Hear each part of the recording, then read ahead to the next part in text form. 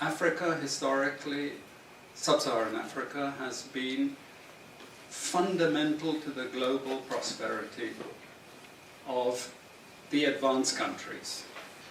Okay? And Africa had a role to play. It has a role as a raw material producer. We will not allow sub-Saharan Africa to escape that. Okay, we do everything to keep sub-Saharan Africa where it is, also impoverished. It's absolutely vital for the prosperity of everyone else. So let's get clear about that. Hey, call me Louis. This is my sport. Louis Sport.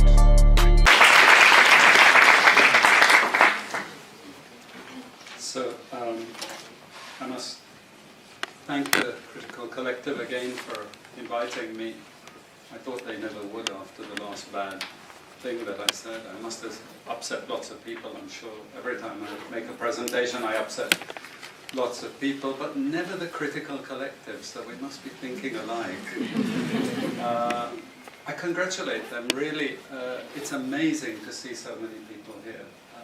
And I also congratulate scholars for linking again with Critical Collective. It's been some time, and I hope this partnership continues and flourishes, because this is just amazing to see the number of people. I have to apologize for two things. The first is, I have to apologize in advance. I'm not an expert on Africa. What I'm going to offer you, perhaps it's not enough, but it's some commonsensical observations. I hope it's common sense. But sometimes it's better not to be an expert, you know, to be able to see things from slightly afar. The second thing is, I'm wearing the wrong trousers. I was fixing my bike, so I wore my old trousers, and so please don't video this part, because my wife will immediately divorce me.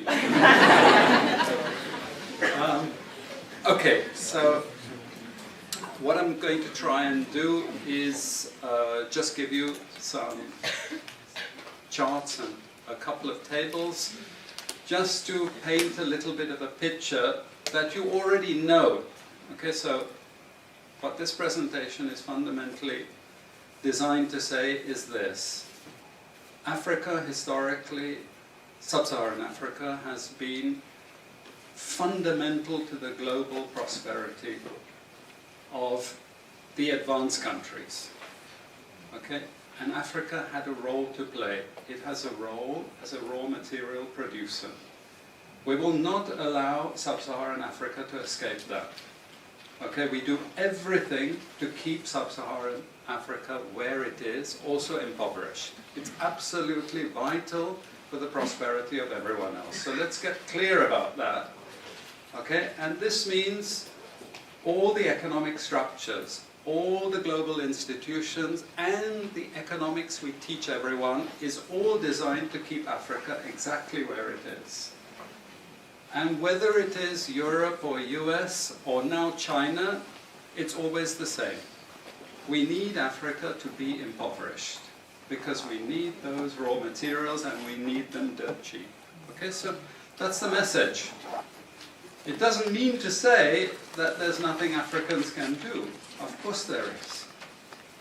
Okay, but this is the opposition that they're fighting. This is what it's about. Because if Africa does do something different, I assure you living standards of all those in Europe and North America and Asia is going to fall. Okay? And that is a big price to pay. I assure you that the West is not going to allow that without a big fight. Okay, so this is what it's fundamentally about. What I want to show you is how these structures are operating. It's just 20 minutes, so we can't do very much, but just to give you a little bit of an idea. And why I keep the ideology part there is because we are part of the producers of ideology. At universities and academic institutions, we are complicit in this whole enterprise. Okay, so the job of many Western academics is to convince Africans they have to keep doing what they're doing. Okay? And to show them it's your fault that you're poor. It's not our fault. It's your fault that you're poor. You know? So This is what we do in academic institutions, and I want to show that as well. We just start, this is what it's basically about, so you know what it's about, but I want to just show you the extent to which Africa is specializing in the production of raw materials and basic agricultural goods. We know the basic forces that have caused this underdevelopment. We know it's colonization. I will not discuss that very much because my colleague speaker is going to go into some aspects of this. But I do want to discuss the global economic structures, the global financial institutions, and economic ideology, briefly, to give you a flavor of those. Let me start with this. You can't really see it so easily, but if those of you who are interested, you want the PowerPoint, I'm sure we can make it available to you. But the thing that you really need to see is the top line. Okay? And the extent of dependency is captured by this statistic at the top. Okay? And you compare it with all other income groups, and what you see is essentially in that one statistic how dependent sub-Saharan Africa is on raw material production. Okay? This is the very heart of what makes sub-Saharan Africa beat. Okay? Here, just to have a look at one very important additional statistic, with all this export coming from sub-Saharan Africa, how much does sub-Saharan Africa account for in terms of global trade value? We know there are vast resources coming from there, but look at the bottom line in terms of global trade value. Look at that. 0.5%, 1975, 0.95%, going down to 0.1. To 0.1. Meaning that with all these vast resources being produced, how much are they getting for it? Nothing. Nothing. This is a very significant piece of data. Then I just want to show you what has happened to sub-Saharan Africa, because what we know, and from all studies, no country ever develops without manufacturing. Okay, producing raw materials will not take you anywhere. Producing basic agricultural goods will not take you anywhere. And let's have a look at how much manufacturing activity takes place in sub-Saharan Africa. We can look over the last 15 odd years, 15, 20 years. And we see manufacturing has actually declined as a percentage of the total. This is percentages of total production in sub-Saharan Africa. How much of it is accounted for by manufacturing? So this figure here is 17% of the total. Most of the rest, when we talk of industry, it includes manufacturing, but the bulk of it is mining. Okay? Raw material extraction. This is the bulk of it. And here we see actually raw material extraction has stayed the same. What has caused industry to fall is the fall in manufacturing production.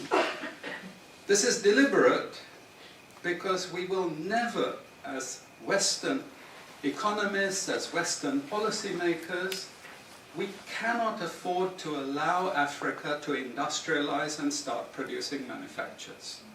Okay, so we will do everything to stop that. And I'm going to show you how we actually block that. It's obvious in certain ways, but it's less obvious in other ways. Now, we have actually seen periods of rapid growth in sub-Saharan Africa, misleading people, saying, oh, you know, we're now doing much better. And this has happened recently. Recently, I've had students come and tell me, we've done much better now. And you can see growth rates rose quite sharply in recent times. now are starting to go again down. But if you look historically, the same thing happened earlier. Why? Because in these two periods, we had East Asian rapid industrialization processes. So in the earlier period, we had Japan and Korea and Taiwan. Okay, rapid growth, sucking in raw materials from Africa, driving up the prices, and then sub-Saharan African countries grew. Exporting raw materials, they grew. But after those countries finished industrialization, then sub-Saharan African growth rate again fell. Okay, but along comes China, next wave. Okay, again, sub-Saharan African growth rises, but now China is going down. As many of you now know from the press, China is going down. But sub-Saharan Africa is going down even faster. And we're going to go back to where we were again, with very low prices of raw materials, very low growth rates, and again, the sorts of poverty that we saw once before. Because, bottom line, sub-Saharan Africa is condemned to this role, just the supplier of raw materials, not a manufacturer. Very recent data showing emerging markets that produce raw materials against emerging markets that produce manufactures. And you can see now with the weakness in the global economy, it's the emerging markets, that's the red line, it's those countries that are suffering the most, the emerging markets producing raw materials. They're suffering the most. And here it translates into their currencies being butchered. Okay? The currencies are collapsing of these countries, and many of them are sub-Saharan African countries. Some of them are Latin American countries, okay, who also rode that same wave. They thought that raw material production was going to save them. But now they're facing terrible problems. And I'm sorry to say, it's just going to get worse in the next 2 years. It's not going to get any better.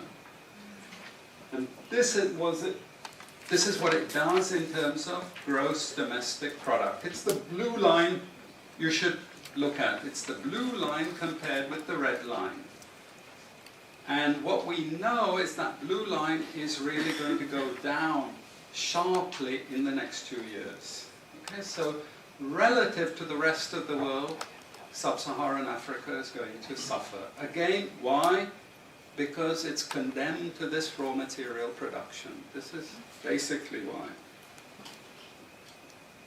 How is it condemned to that? Well, the first and most important is the economic structures. After colonization ended, we needed new structures to keep these countries where they were. Okay? And the first of those is aid. Okay? We give them aid. Aid for what? Actually, we give them aid to keep repressive regimes in power. That's all. Okay? We're not giving them aid for much more, except a little bit of infrastructure to make sure those raw materials get to the ports and are gotten out of the ground. But for the most part, we give repressive regimes money and power and guns to keep that system going. This is what it's fundamentally about. All the hypocrisy about transparency and democracy and bullshit like that, it's all bullshit. You know? And at least the Chinese don't enter into that bullshit. They say, we don't care about the whole political environment, we just give the money. Okay? And it's for raw material extraction, period. Okay? Number two, and this was a very important one, still is debt. I was telling some of my students today, was it today or yesterday, about Confessions of an Economic Hitman. You remember this? Have any of you heard of this one? Confessions of an Economic Hitman. It's a book written by John Perkins, who used to work for a very nebulous opaque bank. No one had ever heard of this bank, but it was formed in the 1950s by the IMF, the CIA, and the American State Department. And it had only one job: to lend money to developing countries that were raw material producers in order to indebt them. Once you are in my debt, I control you. Okay? And this bank had 4,000 employees. But no one ever heard of this bank, you see. But it would go to country after country offering loans. And if the president did not accept the loan, they were killed.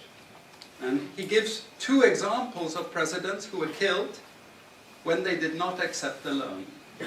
You see, the lending is also very important to trap the country. It's very important. It's part of that process. I teach in Suriname.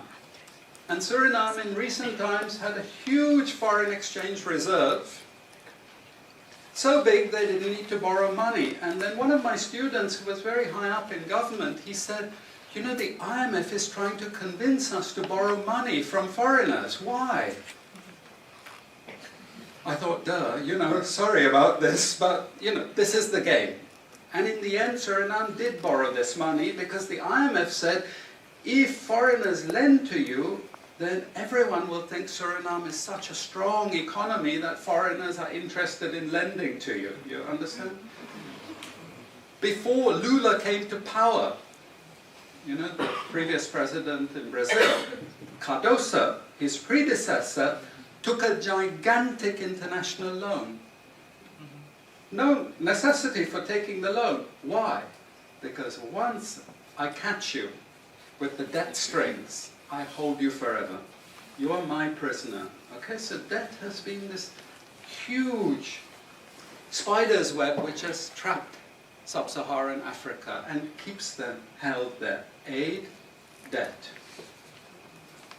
We have a third structure which is again not known by many people, but it's something that was put in place and continues to this very day, with no one discussing it. No one says anything about it. It is monopoly buying structures. This is for all raw materials and basic agricultural goods produced by developing countries.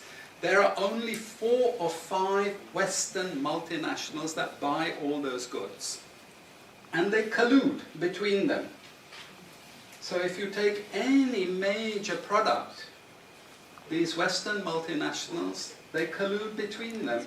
Even if we go down to banana production, we had a PhD done here at the ISS, and the person showed that the 4 or 5 major multinationals, they collude, and in order to make sure their control is total, what they do is they force all the producers to produce the same uniform banana. You know, the crap you buy in the West and has no taste at all. You go to any developing country, you know how a banana tastes, don't you? There's so many of them, lots of varieties, but we only market 1 or 2 types, so we have control, you see.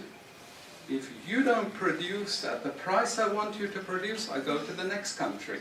You see, we get control. So these buyers, they impose that control, and they keep pushing the prices down and down and down. Okay, this is the game. No one says anything about it. There are no commissions of inquiry to say, this is illegal, what you're doing. The WTO has nothing to say about this. But sorry to say, you know, if banana prices rose 10 times, especially for people like me who love bananas, okay, I protest. I like my living standards. Okay, it's the same with all the other raw materials, you see. We're all benefiting, we're complicit. We're actually complicit in this because we will protest and shout out if the situation ever changed. Okay, now we come to those international institutions. And I must tell you this, from the outset, don't think of them as wicked. IMF, World Bank, WTO. We always think evil creatures, horrible. It's not. It's just economics. It's economic warfare. The rich declare war on the poor. It happens everywhere. It happens in a country. The rich control the government. Of course they do. You really believe you have democracy? Come on. You know, I mean, grow up.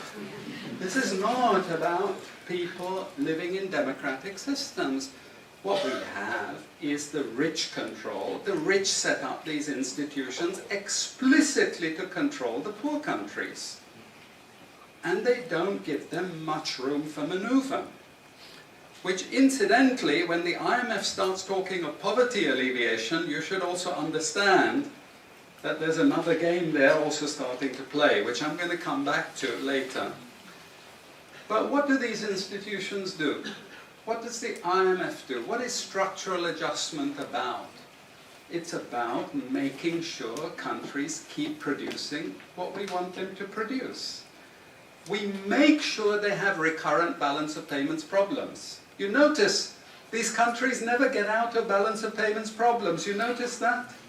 Whereas countries that never took IMF support are always out of balance of payments problems. But the countries that are continuously getting advice and support by the IMF, they're always in balance of payments problems. Why?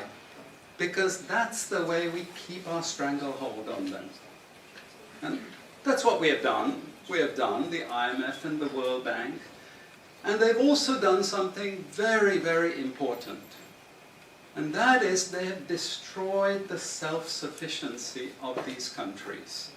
Colonization started it. Okay? One of the most important things is we destroy food self-sufficiency. Okay? And the World Bank continued it. They forced most countries to eliminate all food subsidies and food support. Okay? Because once you don't produce your own food, I increase my control over you. How do we know this? Well, very funny thing happened some years ago. Not so funny, actually. It involved starvation of a large number of people in Malawi. Okay? Many of you could remember this because it was really tragic. But the Malawian finance minister, who was under terrible threat at the time, suddenly broke ranks and he said, well, you know why we had this famine? Because one of the conditions of the loan given by the World Bank was we destroyed all our grain surplus stocks. Why? Because remember, we want you dependent. 1970s, the US Senate, the US Congress said, we will not allow Latin America to produce their own food. We will start a strategy involving the IMF and the World Bank to destroy food self-sufficiency of Latin America. Then they will indeed be our true backyard. And that's exactly what they've done. Look at all the Latin American countries. Look at them. They used to be food self-sufficient, but they're no longer food self-sufficient. Now here comes the kicker. This is the beautiful part of it. I congratulate them. You know I admire them because they do it so well. Okay? I know it sounds really perverse. But we have now in the WTO something called the Agreement on Agriculture. Okay? You know what that Agreement on Agriculture states? It says, if you don't have any subsidies, you're not allowed to put these subsidies on food. But if you have subsidies and income support for food production, you can keep them. Who has all the subsidies and income support? US, Europe. The largest budgets in the world for supporting their farmers are Europe and US. But the World Bank and IMF have destroyed all those subsidies. You see, all those subsidies have been destroyed. And now we're telling these countries, you don't have subsidies? Tough luck. You know? You see, we're keeping them dependent. We're keeping them on a string. I have 5 minutes, so I have to be choosy about what I say next. We have lots of examples in the WTO to really stop Africa industrializing. This is the crucial thing. We cannot allow them to produce manufacturers. It's not difficult. Trust me, it's not difficult. We need nationalist governments We need them committed to industrialization, and it won't take them a decade to move out from where they are. This is the fundamental point. It's not difficult. But this next round of the WTO is designed to block that. If we had time, I would go through all the different things that they're trying to put into place to block anyone else getting on top of the ladder. You've read this book of Hajun Chang, Kicking Away the Ladder. You see, when we become rich, we make sure the others can't climb up the ladder and join us. Okay? And this is what this next Doha round is about. It's to make sure, especially sub-Saharan African countries, do not escape. Since I have about 3 minutes left, I'm going to go to this economic ideology thing, because this is important for academics. You see, we teach, in many cases, garbage, and it doesn't hurt anyone, a lot of this garbage. You know, it's just blah, blah, blah, blah, blah. And we don't know what we have learned, but anyway, we were there at the university, and you got a certificate, and you go away, and you feel you've learned something. But sometimes we teach very destructive things. And no more important than when we're teaching people from developing countries. Okay? And one of those very damaging and destructive things is the doctrine of comparative advantage. It's a lie from beginning to end. It's utter crap. It has been decimated many times, but we keep it in every curriculum. Why? Because it tells sub-Saharan African countries that their destiny is to produce raw materials, you see. And if you produce raw materials, you get rich just like we are in the West. You see, this is the game we're playing. And just for you to be totally confused, we normally build models with it, mathematical models, so you really have no idea what we're talking about. But it seems all very scientific. Then we have the modern version of this is because it's all a failure, we know it's a failure, we now have a new generation of economists saying, it's only a failure because you're all corrupt in your countries. We call that new institutional economics. You've all probably learnt it all, but you didn't know why they invented it. It was invented to tell you the same thing. You should keep producing raw materials. Now, don't be as corrupt as you were before. Nobody ever told you that aid was designed to actually start the corruption process in the first place. Okay, and we need corruption to make sure you're doing all these things. But now we blame the victim. You're poor because it's your fault, basically. And you're poor, stupid, and corrupt, basically. This is the message that we're giving people. We also have many theoretical justifications, but I'm going to say something controversial to end. And she's happy that I'm ending because she has to discipline me. And that is, there are also what I call more enlightened approaches, but which are also potentially destructive for sub-Saharan African development. And this is where I come back to the IMF and the World Bank. You see, now they're all into poverty alleviation. They want you to concentrate on redistributing income, and it's something nice. You're young people, you're socially conscious, you're aware. You don't like all this injustice. So you gravitate towards what we call pro-poor strategies. But actually, I'm sorry to tell you, that is not what Africa needs. Africa needs aggressive industrialization. When China was a communist country and we had equal distribution, who feared China? Who took them seriously? They weren't even the size of the Netherlands. But today, I can't open an internet site, I can't open a magazine, I can't open a newspaper without China, China, China, China. And we know what has built China. It's not socialism or communism, it's capitalism, guys. It's manufacturing, it's production. This is what creates employment, this is what created jobs. I'm not pro-capitalist, but this is the reality, and unfortunately, we're now going to get caught with the good cop, bad cop. The good cop is now IMF saying, oh, you must concentrate on poverty reduction and income redistribution, as long as we can take you away from industrialization. This is the crucial thing, you know? I leave it at that. And I'm sorry I took so much.